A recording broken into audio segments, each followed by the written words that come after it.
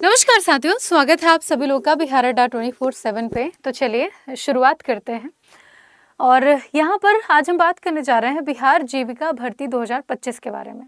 आपके दिमाग में बहुत सारे क्वेश्चन होंगे इस नोटिफिकेशन को लेकर के, और मेरे ख्याल से बहुत सारे बच्चों को क्लियर भी होगा नोटिफिकेशन के बारे में। लेकिन मैं आप सभी लोगों से बस एक बात कहना चाहूँगी कि हमें जब भी किसी वैकेंसी के बारे में पता चलता है तो हमारे दिमाग में सबसे पहले एक चीज़ आनी चाहिए कि क्या हम इसमें फॉर्म अप्लाई कर सकते हैं, क्या हम इसके लिए एलिजिबल हैं। तो अगर हैं तो आप फॉर्म जरूर भरिए, है ना। आपको अगर कुछ नहीं तो आपको एक्सपीरियंस ही सही, लेकिन होगा कुछ ना कुछ ज़रूर। और आप अगर अच्छी मेहनत करते हैं, एक अच्छे स्टूडेंट के तौर पर देखे जाते हैं, तो आप सिलेक्शन भी ज़रूर लेंगे। तो ये बिहार की एक ऐसी वैकेंसी होगी जो कहीं ना कहीं बहुत सारे लोगों का, बहुत सारे स्टूडेंट्स का सपना साकार कर सकते हैं, सरकारी नौकरी का। क्योंकि ये सरकारी नौकरी है, ना कि कोई प्राइवेट और ना ही कोई टेंडर वाली, है ना। तो बहुत क्लियर रहेगा अपने इस वैकेंसी को लेकर के।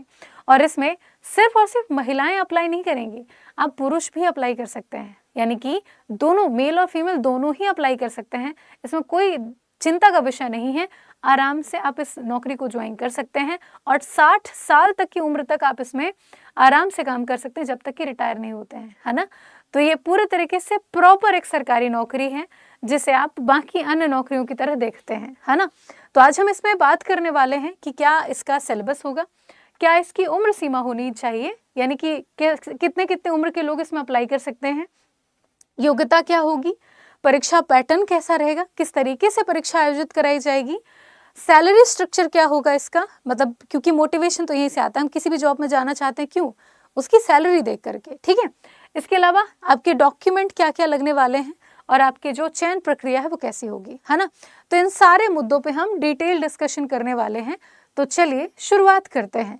तो बहुत ध्यान से एक छोटी छोटी बात आप नोट करते हो चलना। मैंने सरल शब्दों में सारी चीज़ों को बहुत ही अच्छे तरीके से ला करके रखा है, ठीक है। चलिए तो शुरू करते हैं। अच्छा, शुरुआत से पहले ही बता दूं कि आप बहुत ध्यान से गंभीर होकर के लास्ट तक इस सेशन को जरूर देखिएगा, ठीक है। इसके अलावा टोटल आप अगर देखें तो जीविका के अंतर्गत अलग अलग पोस्ट आई है, मतलब अलग अलग पोस्टों पर वैकेंसी आउट हुई है। और अगर सारी पोस्टों को इंक्लूड करें तो यहाँ पर 2747 से ज़्यादा जो पद हैं वो दिए गए हैं, ठीक है। हाँ जी, तो ये टोटल का है, ना कि एक का, ठीक है, ना कि एक का, ये ध्यान रखेंगे, ठीक। चलिए तो अब बात करें सबसे पहले जीविका है क्या, है ना। कि जीविका में वैकेंसी आई, जीविका में वैकेंसी आई, लेकिन पता नहीं है कि जीविका क्या है, ठीक है। तो यहाँ पे ध्यान दीजिए कि जीविका ये 6000 से अधिक, ठीक है, 6000 से अधिक प्रतिबद्ध और उत्साही विकास पेशेवरों की टीम है, जीविका का नाम दिया जाता है इसे। यहाँ पर बिहार में ग्रामीण आजीविका संवर्धन सोसाइटी, है ना, ग्रामीण आजीविका संवर्धन सोसाइटी एक काम करती है, जो कि बिहार सरकार के ग्रामीण विकास विभाग के अंतर्गत आती है। रूरल डेवलपमेंट जो कॉर्पोरेशन उसके अंतर्गत अकाउंट होती है, ठीक है, ऐसा। तो ग्रामीण विकास विभाग के अंतर्गत आती है बिहार में, जो कि 6000 से अधिक जो प्रतिबद्ध क्षेत्र उनके विकास का काम करती है, ठीक है। हाँ जी, तो यहाँ पे ध्यान रखना, ये है जीविका। इसमें अगर देखें तो राष्ट्रीय ग्रामीण आजीविका मिशन के अंतर्गत करीब 38 जिलों में, बिहार के 38 जिलों में 534 प्रखंड के अंदर जीविका मॉडल को इम्प्लीमेंट किया गया है, ठीक है, ऐसा।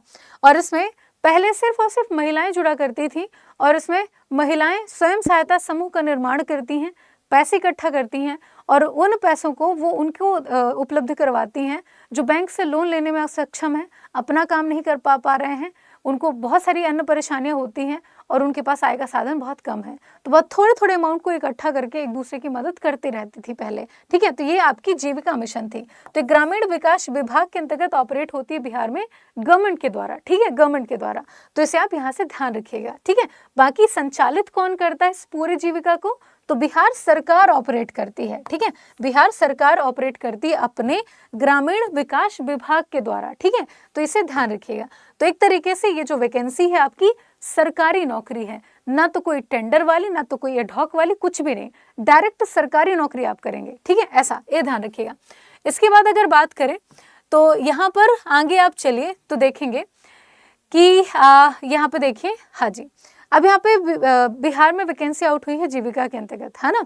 तो यहाँ पे देखिए भर्ती का नाम क्या है, तो भर्ती का नाम है बिहार जीविका रिक्वायरमेंट 2025, ठीक है, रिक्रूटमेंट 2025 इसका नाम है।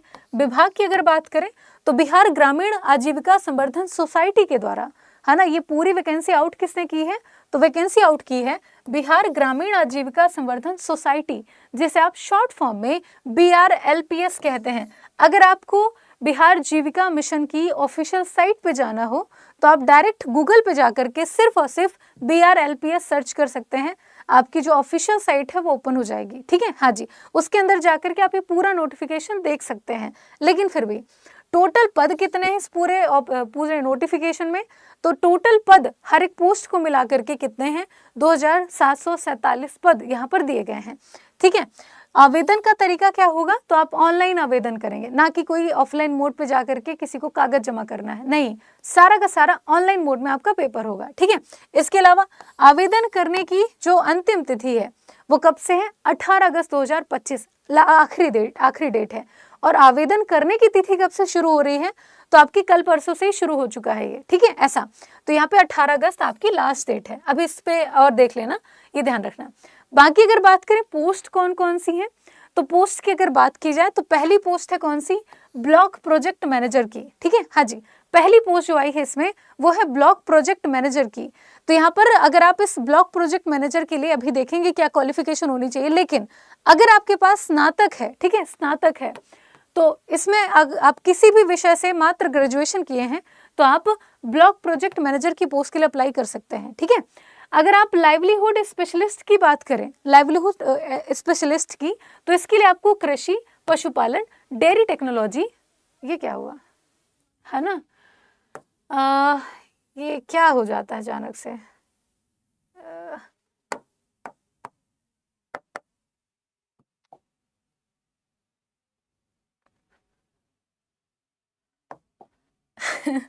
दो सेकंड रुक जाइएगा, ये शायद कोई डिजिटल बोर्ड का इशू है, 2 सेकंड। बंद हो गया यार।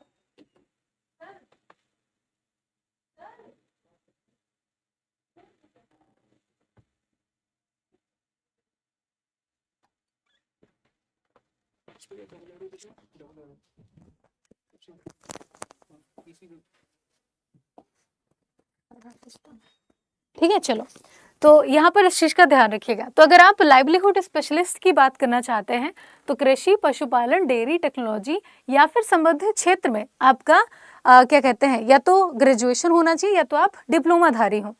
उसके बाद एरिया कोऑर्डिनेटर की बात करें, एरिया कोऑर्डिनेटर के लिए आपको किसी भी विषय में ग्रेजुएट होना जरूरी है। ऐसे आप अकाउंटेंट की बात करते हैं, अकाउंटेंट के लिए वाणिज्य में स्नातक होना आपके लिए जरूरी है, कॉमर्स में आपका ग्रेजुएशन होना जरूरी है, ठीक है। ऑफिस असिस्टेंट की बात करें तो ऑफिस असिस्टेंट के लिए आप अगर देखें तो किसी भी विषय में आपका ग्रेजुएट होना जरूरी है। बस हाँ, एक चीज़ छोटी सी ध्यान रखिएगा कि हिंदी और अंग्रेजी टाइपिंग का जो ज्ञान है आपको पता होना चाहिए। और ये जो टाइपिंग की प्रोसेस है ना, ये आपको सिर्फ 2 ही पोस्ट में दिखाई पड़ेंगी टाइपिंग की प्रक्रिया। पहली होगी कार्यालय सहायक, यानी कि आपके जो ऑफिस असिस्टेंट है इसके लिए टाइपिंग देना पड़ेगा आपको, और ब्लॉक ID कार्यकारी है उनके लिए, ठीक है, कार्यकारी उनके लिए, यानी कि आपके जो ब्लॉक IT एग्जीक्यूटिव की पोस्ट है उसके लिए। मतलब ये मात्र 2 पोस्ट है जिनके लिए आपको टाइपिंग देना पड़ेगा, बाकी नहीं। तो यहाँ पे ध्यान रखना है। इसके अलावा कम्युनिटी कोऑर्डिनेटर की है जिसके लिए पुरुषों का स्नातक होना जरूरी है और महिलाएं अगर इंटर पास भी है तो भी काम चलेगा, ठीक है, इस चीज़ का ध्यान रखिएगा। ठीक, आगे देखें तो ये आपके सारी की सारी पोस्टें थी, आप इनको इंग्लिश में भी देख सकते हैं बिना किसी परेशानी के, ठीक है, बिना किसी परेशानी के, तो ये ध्यान रखेंगे। आगे देखें तो अब अगर देखा जाए उम्र सीमा की बात करें, उम्र सीमा किसके लिए कितनी चाहिए, तो मिनिमम सारी की सारी पोस्टों के लिए मिनिमम आपका 18 वर्ष कंप्लीट होना जरूरी है। उसके बाद की अगर बात करें तो यहाँ पर देखिए अधिकतम आयु जो सामान्य वर्ग के पुरुष और महिला हैं, इसके अलावा EWS के जो पुरुष हैं उनके लिए 37 वर्ष की आयु रखी गई है, ठीक है, मतलब मिनिमम आयु 18 वर्ष की, और बाकी सामान्य वर्ग के पुरुषों के लिए और आपके जो EWS के पुरुष हैं उनके लिए 37 वर्ष रखी गई मैक्सिमम आयु। अगर महिला UR की बात करें, EBC की बात करें, EBC और EWS की बात करें तो इन सभी के लिए 40 वर्ष की उम्र रखी गई है महिलाओं के लिए। कि महिलाएं मिनिमम 18 साल मैक्सिमम 40 साल की भी हैं तो फॉर्म भर सकती हैं, ठीक है। वहीं SC/ST कैटेगरी की बात करें तो 42 वर्ष इसकी अधिकतम उम्र सीमा रखी गई है। और यहाँ पे ST/SC किसी भी मेल या फीमेल दोनों के लिए है 42 वर्ष की, ठीक है। ऐसा तो ये उम्र सीमा आपके सामने है, ठीक, ये रही बात। अब बात करते हैं कि आपको कहाँ पे क्या क्या चीजें ध्यान देनी पड़ेंगी। पहला पॉइंट, ब्लॉक प्रोजेक्ट मैनेजर के लिए टोटल पोस्ट कितनी आउट हुई है, तो ब्लॉक प्रोजेक्ट मैनेजर के लिए टोटल पोस्ट आउट हुई हैं 73 पद है, ठीक है, 73 पद हैं। इसका वेतन कितना रहने वाला है, तो वेतन रहेगा आपके 36,101 रुपए प्रति माह। लेकिन इसमें अभी बहुत सारी चीजें आपके TA, DA, HRA वगैरह सब कुछ इंक्लूड होगा, तो ये पैसा आपका और आगे जाएगा, ना कि कम होगा, ठीक है। ऐसा ये बेसिक पे है आपका, ठीक है, इसको ध्यान रखना। इसके अलावा यहाँ पे अगर काम की बात करें तो आप अगर ब्लॉक प्रोजेक्ट मैनेजर की पोस्ट के लिए अप्लाई करते हैं तो आपको क्या काम करना पड़ेगा, तो इसके लिए आप ब्लॉक स्तर पर प्रोजेक्ट की योजना क्रियान्वयन सरकारी विभागों और बैंकों के साथ जो कोऑर्डिनेशन है वो बैठाएंगे, ठीक है। हाँ जी, इसके अलावा लाइवलीहुड स्पेशलिस्ट की बात करें तो लाइवलीहुड स्पेशलिस्ट के लिए 235 पद यहाँ पर रिलीज किए गए हैं। वेतन कितना होगा, तो 32,458 रुपए प्रति माह के हिसाब से, बट इसमें पैसे अभी बढ़ेंगे, सारी चीजें इंक्लूड करके, ना कि कम होंगे, ठीक है। ऐसा तो ये आप ले लीजिए कि आपको इतना कम से कम मिलेगा ही मिलेगा, ऐसा, ठीक है। और यहाँ पे अगर बात करें तो कृषि, पशुपालन और अन्य आजीविका गतिविधियों को बढ़ावा देना आपका काम होगा, ठीक है, काम होगा। इसके बाद अगर बात करें एरिया कोऑर्डिनेटर की, तो एरिया कोऑर्डिनेटर के लिए टोटल 374 पद हैं जिनको आउट किया गया है, ठीक है, 374 पद। और यहाँ पर वेतन किसका कितना होने वाला है, तो ये यहाँ पर 22,662 रुपए प्रति माह के हिसाब से दिए जाएंगे। और वही बात कि ये अभी बढ़ेगा, ठीक है। अभी 8वां जब वेतन आयोग लगेगा ना, तो इन सबकी सैलरी में एक बड़ा हाइप है जो क्रिएट होगा, ठीक है, ऐसा। और आप बाकी अन्य किसी भी वैकेंसी की पोस्ट से चूक नहीं पाएंगे, ठीक है, ऐसा। अच्छी खासी इंक्रीमेंट आपको सैलरी में देखने मिलेगी क्योंकि आपकी सरकारी परमानेंट जॉब होगी, ठीक है, ऐसा। तो यहाँ पर अगर एरिया कोऑर्डिनेटर की बात करें तो माइक्रो प्लानिंग, बैंक लिंकेज और सामुदायिक संस्थानों का जो निर्माण है ये करना आपका काम होगा, ठीक है, ऐसा। अकाउंटेंट की बात करें तो 167 पद 167 पद यहाँ पे रखे गए हैं। वेतन इसका कितना होगा, 22,662 प्रति माह, ठीक है। काम क्या करना पड़ेगा, तो काम है कि ब्लॉक और जिला स्तर पर जो लेखा जोखा है, कितना कहाँ पे निवेश किया गया, कितना पैसा आया, कितना गया, सबका एक वित्तीय प्रबंधन तैयार करना, ठीक है, ऐसा। उसके बाद ऑफिस असिस्टेंट की बात करें तो ऑफिस असिस्टेंट के लिए करीब 167 पद हैं जो कि आउट किए गए हैं। इसका वेतन कितना होगा, तो 15,990 रुपए ये प्रति माह के हिसाब से आपको दिया जाएगा मिनिमम, ठीक है, मिनिमम। तो यहाँ पर ध्यान दीजिए काम क्या होगा, तो कार्यालय प्रबंधन और रिकॉर्ड का रख रखाव, यानी कि आप सिंपली काम ऑफिस में बैठेंगे और लेखा जोखा जो भी होगा ऑफिस का वो देखेंगे, बस इतना ही काम रहेगा। इसीलिए ऑफिस असिस्टेंट की वेतन में भी इस चीज का इम्पैक्ट दिख रहा है, ठीक है। आगे देखें, इसमें आपका कम्युनिटी कोऑर्डिनेटर की बात करें, कम्युनिटी कोऑर्डिनेटर तो पूरे जीविका मिशन में सबसे ज्यादा अगर कहीं पे आपको वैकेंसी दिखेगी वो यही पोस्ट है। तो कम्युनिटी कोऑर्डिनेटर के लिए यहाँ पर आप देखें तो 1,177 पद पर वैकेंसी आउट हुई है, ठीक है, वैकेंसी आउट हुई है। रुक जाओ, अभी बता रहे, सारी चीजें क्लियर करेंगे। मैं अभी फिर से बात करूंगी कि यहाँ पे कहाँ पे कब अप्लाई शुरू हो रहा है, कब एंड होगा, सब कुछ बात करूंगी, बस सुन लो ध्यान से, ठीक है। तो यहाँ पर 1,177 पद टोटल बताए गए हैं। वेतन कितना होगा, तो 15,990 रुपए प्रति माह के हिसाब से आपको दिए जाएंगे। और यहाँ पर काम क्या होगा, तो गांव स्तर पर SHG जो गठन है वो और माइक्रो प्लानिंग करना इनका मेन उद्देश्य होगा, ठीक है, ऐसा। इसके अलावा ब्लॉक IT एग्जीक्यूटिव की बात करें, ठीक है, IT एग्जीक्यूटिव की बात करें, सारा का सारा आपको थोड़ा सा कंप्यूटर का ज्ञान आना जरूरी होगा। इसके लिए अगर बात करें 534 पद हैं, 22,662 आपकी वेतन रहेगी मिनिमम। और यहाँ पे अगर देखें तो MIS और डिजिटलाइजेशन और डेटा प्रबंधन सारा का सारा कंप्यूटर में बैठ करके कट्टर करना पड़ेगा, ठीक है, ऐसा। तो आप यहाँ से इसे ध्यान रखेंगे, ठीक है। तो ये सारी की सारी अलग अलग पोस्ट थी जो कि रिलीज की गई हैं। कहाँ पे कितना वेतन, कितनी पोस्ट, सारा कुछ मैंने बता दिया काम के साथ, ठीक है, काम के साथ। तो इन सारे छोटे छोटे पॉइंट को आप ध्यान रखेंगे, ठीक है, ऐसा। अब चलते हैं कहाँ कि आपको फॉर्म अप्लाई करने की फीस कितनी देनी है, ठीक है, फॉर्म अप्लाई करने की फीस कितनी देनी है। तो फॉर्म अप्लाई करने की फीस आप अगर देखें तो यहाँ पर आपको 500 रुपया देना है, ठीक है, 500 रुपया देना है। और फॉर्म अप्लाई की जो डेट है आप अगर देखें तो ये शुरू हो चुकी है कब से, आई थिंक आज कौन सी तारीख है, 31 तारीख है ना, आज से ही शुरू हो रही है ये, ठीक है, आज से ही शुरू हो रही है। तो इस महीने के लास्ट से शुरू हो रही है और 18 अगस्त तक आप इसमें अप्लाई कर सकते हैं फॉर्म, ठीक है, फॉर्म। तो इस चीज़ का भी आप ध्यान रखिएगा, ठीक है, ध्यान रखिएगा। तो ये ध्यान रखेंगे। बाकी अगर देखें तो आपको पैसा कितना देना पड़ेगा अप्लाई करने के लिए फॉर्म, तो यहाँ पर देखिए ST SC एंड जो लोग हैं उनके लिए 500 रुपये, बाकी जो अनरिजर्व कैटेगरी के UR EWS BC EBC हैं उनके लिए 800 रुपये, ठीक है, 800 रुपये। तो ये आपकी फॉर्म अप्लाई करने की फ़ीस है। यहाँ पे अगर बात करें तो पेमेंट का मोड कैसा होगा, आप पैसा कैसे दे सकते हैं, तो यहाँ पे आप debit card, credit card, net banking, UPI, इन सारी चीज़ों का उपयोग कर सकते हैं फॉर्म अप्लाई करने के टाइम पैसा देने के लिए, ठीक है, ऐसा। तो यहाँ से ध्यान रखेंगे। तो अभी तक मेरे ख्याल से सारी चीज़ें पॉइंट टू पॉइंट मैंने क्लियर कर दी हैं। अब चलते हैं कि इसका सिलेबस क्या होगा, ठीक है। सिलेबस की अगर आप बात करेंगे तो यहाँ पे ध्यान दीजिएगा, ठीक है, यहाँ पे ध्यान दीजिएगा कि ये है आपका सिलेबस, है ना। ये सिलेक्शन प्रोसीजर है पूरा एक तरीके से, और सिलेक्शन प्रोसीजर आप अपने ऑफिशियल साइट पे जा करके खुद से भी देख सकते हैं, ठीक है, खुद से भी देख सकते हैं, ठीक। सिलेक्शन प्रोसीजर में आप देखिए तो यहाँ पर CBT मोड आपका होगा पेपर का। किसी भी पोस्ट के लिए अगर आप अप्लाई कर रहे हैं तो आपको जो कंप्यूटर बेस्ड टेस्ट है वो देना पड़ेगा, ठीक है, कंप्यूटर बेस्ड टेस्ट देना पड़ेगा। मल्टीपल चॉइस क्वेश्चन आपके सामने आएंगे, ठीक है, मल्टीपल चॉइस क्वेश्चन आपके सामने आएंगे। और यहाँ पर अगर देखें तो सारा का सारा जो आपका पेपर है वो ऑनलाइन मोड पे आधारित होगा, ठीक है, ऑनलाइन मोड पे आधारित होगा। इस चीज़ को आप यहाँ से ध्यान रखेंगे, ठीक है। चलिए, तो सिलेक्शन आपके जो सेक्शन वो है वो देख लेते हैं। तो ये सभी पोस्टों के बारे में मैं आपको बताने जाने वाली हूँ, सिर्फ और सिर्फ आपके जो ऑफिस असिस्टेंट है और IT ब्लॉक एग्जीक्यूटिव है उसको छोड़ करके बाकी सारी पोस्टें उनका सिलेबस यही होगा, ठीक है, ऐसा। किसको छोड़ करके, तो ऑफिस असिस्टेंट और ब्लॉक IT एग्जीक्यूटिव को छोड़ करके ये उनका सिलेबस नहीं है, ठीक है, ऐसा। तो अगर आप इस वैकेंसी के लिए अप्लाई करते हैं तो ध्यान दीजिएगा कि आपका सिलेबस क्या होगा। सबसे पहले आपको यहाँ पर ध्यान देना है कि सबसे कोर एरिया है आपका करंट अफेयर, ठीक है, करंट अफेयर। इस पूरे वैकेंसी में आप अगर देखें तो सबसे ज़्यादा 30+ नंबर आपको अकेले दिलाएगा कौन, करंट अफेयर, ठीक है, करंट अफेयर। मतलब मैंने पहली बार ऐसी कोई वैकेंसी देखी जिसमें मेन कोर सब्जेक्ट ही आपका करंट अफेयर है ना, ऐसा। तो यहाँ पे देखिए आपका जो अवार्ड एंड ऑनर है यहाँ पर नेशनल और इंटरनेशनल दोनों ही लेवल पे जाकर के आपसे पूछेगा।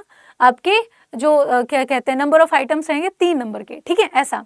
यहाँ पे ध्यान देना। इंपॉर्टेंट स्कीम पूछेगा, सारी की सारी जो वर्तमान में योजनाएं आई हैं उनके बारे में पूछेगा, और वो भी आपके 3 नंबर के। इसके बाद अगर बात करें हिस्ट्री ऑफ इंडिया यानी कि मॉडर्न हिस्ट्री से संबंधित जो क्वेश्चन है वो पूछे जाएंगे, वो भी 3 नंबर के। इसके अलावा नेशनल और इंटरनेशनल ऑर्गेनाइजेशन ये आपसे पूछा जाएगा जिसमें आप एक्सपर्ट हो जाएंगे, ये भी आपके 3 नंबर का। इसके बाद आपके साइंस और टेक्नोलॉजी, बेसिक साइंटिफिक एंड मतलब बेसिक साइंटिफिक जो कॉन्सेप्ट होते हैं वो, और जो रिसेंट डेवलपमेंट्स किए गए हैं वो, है ना, तो ये भी आप 3 नंबर का देखेंगे। इसके बाद आपके जो स्पोर्ट्स का सेक्शन है, जो भी आपके अलग अलग खेल से संबंधित क्षेत्र हैं उनके बारे में 2 नंबर का आपको वहां से पूछेगा, ठीक है। तो देखिए ऊपर का इतना पूरा एरिया किससे संबंधित है, करंट अफेयर और हिस्ट्री से, ठीक है, करंट अफेयर और हिस्ट्री से, ठीक है, इसको ध्यान रखेंगे। उसके बाद आपसे पूछा जाएगा जो आपके एनालिटिकल रीजनिंग होती है, यानी कि आपसे रीजनिंग पूछी जाएगी, ठीक है, रीजनिंग पूछी जाएगी। उसके बाद आपसे अगर देखें तो मैथ्स का थोड़ा सा सेक्शन आपको दिखाई पड़ेगा, ठीक है। आपके क्लासिफिकेशन, जो चूज द ऑड वर्ड होते हैं वो पूछे जाएंगे। डाटा इंटरप्रिटेशन के बारे में आपसे पूछा जाएगा। जो क्वांटिटेटिव एप्टीट्यूड है वही मैथ का जो पूरा पार्ट है वो आपसे पूछा जाएगा। तो एक तरीके से ओवरऑल अगर सिलेबस देखें तो करंट अफेयर, छोटा सा हिस्सा हिस्ट्री का, रीजनिंग और मैथ, ये अभी तक का आपका सिलेबस है। इसके अलावा मैचिंग कॉन्सेप्ट यानी कि आपके जो इंडेक्सिंग, एड्रेस मैचिंग, डेटा और जो सिटी मैचिंग होती है, वर्ल्ड बिल्डिंग होती है, ये आपके रीजनिंग के पार्ट के अंतर्गत ही चीज़ें शामिल होंगी, वो सारा का सारा इसमें शामिल होगा। इसके अलावा सब्जेक्ट नॉलेज से 20 नंबर का आपका रहेगा। इसके अलावा कंप्यूटर प्रोफिशिएंसी टेस्ट, आपका कंप्यूटर यानी कि कंप्यूटर आना चाहिए, वो 10 नंबर का पूछेगा, ठीक है, 10 नंबर का। टोटल जो आपका पेपर है वो होगा कितने का, 70 नंबर का आपका पेपर होगा, ठीक है, 70 नंबर का आपका पेपर होगा, ठीक है, ऐसे। तो ये ध्यान रखेंगे। आपको दिए जाएंगे करीबन आपके कितने 80 मिनट दिए जाएंगे पेपर करने के लिए और 70 मार्क्स का ही पेपर होगा, है ना, 70 मार्क्स का ही पेपर होगा, यानी कि एक क्वेश्चन 1 नंबर का, इस तरीके से। और यहाँ पर अगर देखें तो कोर एरिया क्या होगा आपका, करंट अफेयर, और आपका जो सब्जेक्ट नॉलेज है, ठीक है, सब्जेक्ट नॉलेज है, जितनी भी भारत में अभी तक स्कीम रिलीज हुई हैं, चाहे वो प्रधानमंत्री रोजगार योजना हो, अंत्योदय योजना हो, आपके प्रधानमंत्री ग्राम सड़क योजना हो, जितनी भी स्कीमें हैं सारी की सारी स्कीमें इसके अंतर्गत इंक्लूड होती हैं, वही है सब्जेक्ट नॉलेज, ठीक है, सब्जेक्ट नॉलेज। तो यहाँ पर आपको 20 नंबर दिए जाएंगे। तो ये सारा एरिया खास तौर पर आपके अवार्ड, स्कीम, हिस्ट्री, आपके international organization, science and technology, sports और आपके जो सब्जेक्ट नॉलेज है, तो ये सारा कुछ मैं पढ़ाने वाली हूँ, ठीक है, ऐसा। तो 20 नंबर इकलौता यहाँ पे। और आप अगर देखें तो यहाँ पर आपके, तो यहाँ पर 17 और ये 20, ठीक है, 17 और 20, तो इन दोनों को इंक्लूड करके देख लीजिए, इतना सारा नंबर मैं अकेले आपको कवर करवाऊंगी, ठीक है, ऐसा। तो इस चीज का आप यहाँ से ध्यान रखेंगे, ठीक है, हाँ जी। तो 20, 10, 30 और 7, 17, मतलब 7, 37, तो करीब 37 नंबर आप अकेले मेरे साथ जुड़ करके पढ़ेंगे, 70 में 37 मेरे साथ, ठीक है, इसे ध्यान रखिएगा। तो आपका ये हो गया, ठीक है, ऐसा। इसके बाद अगर देखें सिलेक्शन प्रोसेस की बात करें, तो सिलेक्शन प्रोसेस में यहाँ पे आप ध्यान दीजिएगा, ये सिलेबस दिया हुआ है किसका, आपके ऑफिस असिस्टेंट और ब्लॉक आईटी एग्जीक्यूटिव का। इसमें आपको सारे सब्जेक्ट तो ये देखने ही देखने पड़ेंगे, है ना, जो भी पीछे दिखाया गया, जिसमें इंटरनेशनल ऑर्गेनाइजेशन, साइंस और टेक्नोलॉजी, स्पोर्ट्स, इसमें भी आपको करंट अफेयर पढ़ना पड़ेगा। फिर रीजनिंग, मैथ, आपके जो डाटा इंटरप्रिटेशन है वो आपको देखना पड़ेगा। इसके अलावा जो आपका सब्जेक्ट नॉलेज है 20 नंबर वो, और बाकी जो कंप्यूटर प्रोफिशिएंसी टेस्ट है वो, यानी कि इसमें भी अगर आप ऑफिस असिस्टेंट और ब्लॉक आईटी एग्जीक्यूटिव की भी तैयारी करेंगे तो आपको करंट अफेयर और जो सब्जेक्ट नॉलेज है वो पढ़ना ही पड़ेगा, यानी मेरे साथ जुड़ना ही होगा, ठीक है, ऐसा। तो इस चीज का ध्यान रखिएगा। तो यहाँ पर पेपर होगा 60 नंबर का, है ना, 60 क्वेश्चन लेंगे, 70 मिनट आपको दिए जाएंगे, ठीक है। और इसमें 2 फेज में आपका पेपर होना है, खाली इन 2 पोस्टों के लिए। आपको पहला तो नॉर्मल पेपर देना पड़ेगा, दूसरा आपका टाइपिंग टेस्ट होगा, ठीक है, टाइपिंग टेस्ट होगा। टाइपिंग टेस्ट मैंने कहा था मात्र 2 पोस्टों के लिए ही है, और ये वही 2 पोस्ट हैं, ऑफिस असिस्टेंट और ब्लॉक आईटी एग्जीक्यूटिव की, ठीक है, ऐसा। तो यहाँ पर हिंदी और इंग्लिश टाइपिंग आपसे मांगी जाएगी, उसका ये पूरा डिटेल यहाँ पर दिया हुआ है, ठीक है, ऐसा। तो इस चीज का ध्यान रखना, 10 नंबर का आपका टाइपिंग टेस्ट होगा, ठीक है, टाइपिंग टेस्ट होगा। तो आप यहाँ से ध्यान रखेंगे, ठीक है, ध्यान रखेंगे। तो पूरी प्रक्रिया थी जो हमने अभी देखी। उम्मीद है आपको इस पूरे नोटिफिकेशन के बारे में अच्छे से समझ में आ गया होगा, ठीक है, ऐसा। तो अगर आप चाहते हैं कि इन सारी चीज़ों की तैयारी, खास तौर पर करंट अफेयर और आपका जो सब्जेक्ट नॉलेज है वो अच्छे से प्रिपेयर कर लें, आपके फॉर्म अप्लाई करने के साथ ही, और आप इन बाकी अदर जो पोस्ट हैं इनके लिए भी प्रिपेयर करना चाहते हैं, तो आप एक काम कर सकते हैं, हमारे साथ जुड़ सकते हैं अड्डा 24/7 की साइट पे जाकर के। आप अड्डा 24/7 की साइट पे जाकर के विजिट कर सकते हैं, या फिर आपके चैट बॉक्स में भी लिंक मेंशन होगी, या फिर आप एक काम कर सकते हैं कि आप जाकर के गूगल में अड्डा 24/7 सर्च कर सकते हैं, ठीक है। वैकेंसी अच्छी खासी है, फॉर्म भी अच्छे खासी गिरें, क्योंकि सबको इसके बारे में इंफॉर्मेशन हो रही है। और एक चीज़, जैसे कि बहुत सारे क्वेश्चन बच्चे पूछेंगे कि क्या अदर स्टेट वाले भर सकते हैं, जी हाँ भर सकते हैं, लेकिन ध्यान रखिए इसमें जो आरक्षण का प्रावधान है आपके लिए नहीं रहेगा। जो आरक्षण है वो सिर्फ और सिर्फ राज्य के लोगों को दिया जाएगा, बिहार राज्य के जो मूल निवासी हैं उनको, ठीक है, ऐसा। अदर स्टेट वाले भी भर सकते हैं। तो यहाँ पर ऑल कोर्सेज में जाकर के स्टेट एग्जाम में बिहार को सेलेक्ट करना, थोड़ा सा नीचे स्क्रॉल करेंगे तो आपको बिहार जीविका दिख जाएगा। बिहार जीविका में जाकर के क्लिक करेंगे तो यहाँ पर आप टियर 1 के लिए जो फाउंडेशन बैच है वो शुरू हो रहा है, ठीक है, शुरू हो रहा है। तो इसमें जाकर के आप अप्लाई कर सकते हैं, या फिर आप अगर देखें तो यही है ना, यही है।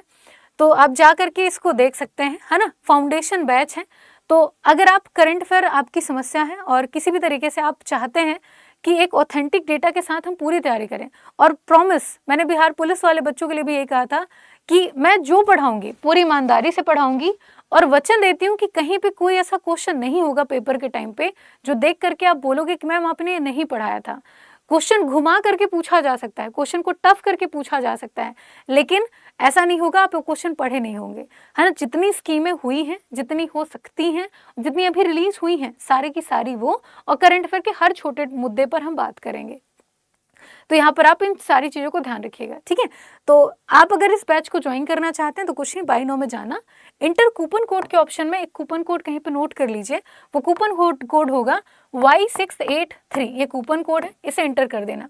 मैं सच कह रही हूँ, हमारे पूरे बिहार में इस समय सिचुएशन बड़ी गंभीर चल रही है सरकारी नौकरियों को लेकर के, लेकिन ये एक ऐसी वैकेंसी होगी जो टाइम से रिलीज हो रही है, टाइम से पेपर होगा, टाइम से रिजल्ट आउट होगा और टाइम से इसकी जो अपॉइंटमेंट है वो हो जाएगी।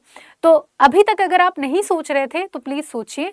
और राज्य की महिलाओं से मेरी रिक्वेस्ट है, हमें कई बार कंप्रोमाइज़ करना पड़ता है, हमें कई बार सोचना पड़ता है कि अरे वाली नौकरी ले या ना ले, लेकिन इस नौकरी में आपको कहीं नहीं सोचना है। बहुत अच्छी अच्छी पोस्टें हैं, सारी की सारी ऑफिशियल आपकी पोस्टें हैं, ऑफिस में रहने वाली पोस्टें हैं। थोड़ा सा ध्यान रखें और ज़रूर अप्लाई करिए, क्योंकि जब आप कमाना शुरू करती हैं तो धीरे धीरे पूरे घर का विकास होना शुरू हो जाता है। आपकी मानसिकता और आपके सोच का प्रभाव घर में भी पड़ता है, और ज़रूरी नहीं है कि सारी जिम्मेदारी अकेले लड़का ही घर की उठाए, आप भी अपनी भागीदारी निभा सकती हैं, है ना। तो इस चीज़ का विशेष ध्यान रखें। और ज़रूर लड़कियां अगर मुझे सुन रही हैं, बिहार राज्य से संबंधित है, बिहार राज्य के बाहर की भी हैं, तब भी मेरी छोटी सी रिक्वेस्ट है, एज अ बड़ी बहन मैं आपसे यही कहूँगी, फॉर्म अप्लाई ज़रूर करना। और इस वैकेंसी के लिए आप अपने हिसाब से देख लो, आप किस वैकेंसी के लिए कंफर्टेबल हैं, अप्लाई ज़रूर करना, ठीक है। और पेपर देना है आपको, और इसमें सिलेक्शन लेना बहुत आसान होगा। अगर आप इंटर पास हैं, ग्रेजुएट हैं, तो आप अप्लाई कर सकते हैं, कोई दिक्कत नहीं होगी, है ना। तो ज़रूर इसके लिए आप प्रयास ज़रूर करिएगा, है ना। चलिए, और बाकी लड़कों से भी रिक्वेस्ट है, आप तो जानते ही हैं, अगर आपके आसपास या फिर आपके जानकारी में कोई महिला है, उसको ज़रूर ये लिंक शेयर करना कि तुम्हें ये अप्लाई करना है, इस पोस्ट के लिए तुमको तैयारी करनी है, ठीक है, ऐसा। तो इस चीज़ का ध्यान रखेंगे, ठीक है।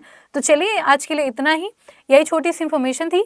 मैंने वैसे सारी इन्फॉर्मेशन क्लियर किया है, अगर फिर भी कोई मन में डाउट हो तो ज़रूर मुझे बताइएगा कि आपके मन में ये डाउट है, मैं उसे क्लियर करने की पूरी कोशिश करूँगी, ठीक है। चलिए, तो ये आपका कूपन कोड है, कौन सा कूपन कोड है Y683, इसका यूज़ करके आप मैक्सिमम डिस्काउंट ले सकते हैं, Y683 कूपन कोड, ठीक है।